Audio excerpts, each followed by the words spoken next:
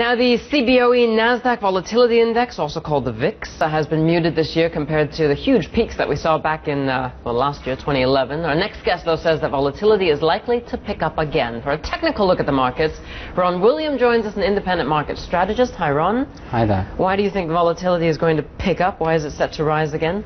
Well, we're at historic complacency levels pre-2007 financial crisis, and so these tend to mark major tops in the market historically. But also seasonally, it's during the months of September and October, I think you mentioned on the onset there, tend to be highly volatile times in the market when volume returns to the trading space. So we should see increase in volatility during the months of September and October. That could potentially set up a good setup period ahead of the election, US elections in December. Yeah, and taking that into account, I mean, you say that the S&P 500 is pressured by '08 crisis levels regardless of the election? Well, this is the important thing. I mean, I think a lot of people have been pricing in a potential election rally, and that may still happen. But I think the summer rally that we've had in risk appetite has lasted longer, both in price and time magnitude.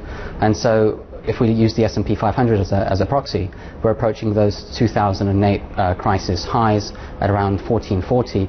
Market does have a price memory, and so that is likely to create some pressure on the market. Also, if we look at the internals in the market in terms of the participation of stocks within the S&P 500, it is quite weak. So it's mainly the mega cap stocks such as Apple, for example, which is a large weighting of the S&P and various other US indices, which is leading the market up, whereas the majority of the broader stocks are actually weaker at this moment in time. What happens when we compare it to the S&P 500 to the European Stoxx 600? Well, I think this is the biggest story to come, and certainly the pain trade, the market tends to field out for trades that haven't been priced in, and a lot of people have been focusing on the pessimism in Europe, but that might actually start to stabilize over the next few months into 2013. That's according to a ratio, just a simple ratio of the S&P 500 versus the Stoxx 600.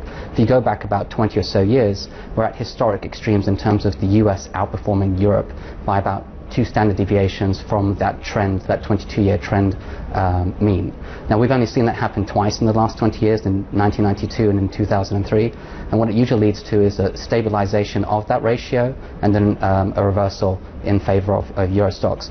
One thing I should mention here is that it could either be Europe stabilizing and outperforming the US, or potentially both falling, but one at a faster rate. So it's 2 scenarios. Very interesting. Ron, thank you very much. Ron William, independent market strategist, joining us right here on European Closing Bell.